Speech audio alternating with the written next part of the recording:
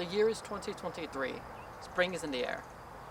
On the evening of March 14th, the Writers Guild of America, also known as the WGA, released a report entitled "Writers Are Not Keeping Up."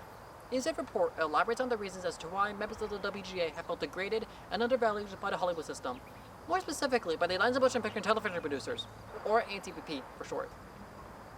Just a mere 6 days later would be when conversations will begin to take place between the ANTPP and the WGA, which would only continue to occur for over a month before ultimately resulting in a lackluster and unproductive conclusion to which no deal was presented by the ANTPP that the WGA was comfortable with accepting. Thus, on the 2nd of May, at precisely 12:01 a.m., the WGA would officially declare themselves on strike and start to distance themselves from an overabundance of film and television projects currently in production. There are specific reasons as to why the WGA decided to go on strike. One of them being directly due to the increasing wave of new streaming services. Generally speaking, most streaming services don't often like to state what their total specific number counts are, which not only keeps writers in the dark about how much their specific pay rate is, but also prevents them from transacting high residuals as well. Additionally, when a writer's room had once see up to 12 writers present all at once, say about 19 years ago, recently, these rooms have been being reduced to a seating up to as little as 5 or 4 writers all at once. Not only the WGA find it reassured that there must be a minimum of at least 6 writers present all at once, but that these writers also stay employed on the same project for a minimum of 13 weeks to eliminate this many writers room model. And, if that wasn't enough to make one's head start aching, the WGA is also fighting for safeguards against AI to replace them in the writers room to prevent this from happening. The bad guy is named Clown. He likes to go and wreak havoc on society. He battles with Mammal Man on a nightly basis but also gives birth to him. They become lovers before Mammal Doesn't the Man future look kills very Clown bright? with the power of his dead All this can parents. only make one hope, that the strike will be resolved very soon. And hopefully it won't last that long. It really shouldn't. Right?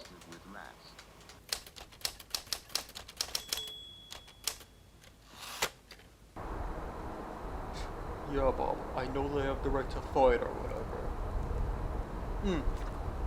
Couldn't you imagine if we were able to stretch out the strike even longer until the writers were able to start losing their own homes? We could have just called it a necessary evil, you know.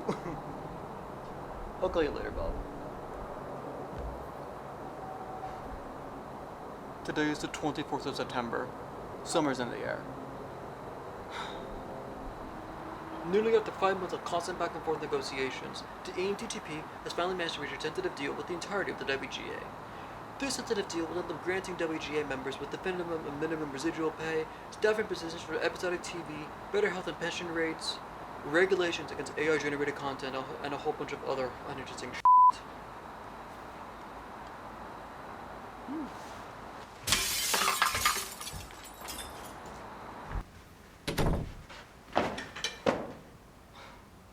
Let me tell you something.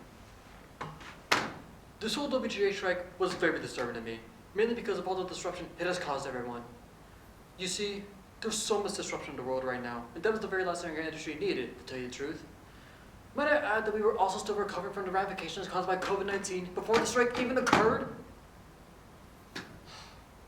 It's just a shame. This is going to see our whole business see significant damaging effects. It's going to be okay. It's going to be okay. The WGA's got what they asked for. All this is blown over. We could all rest easy now.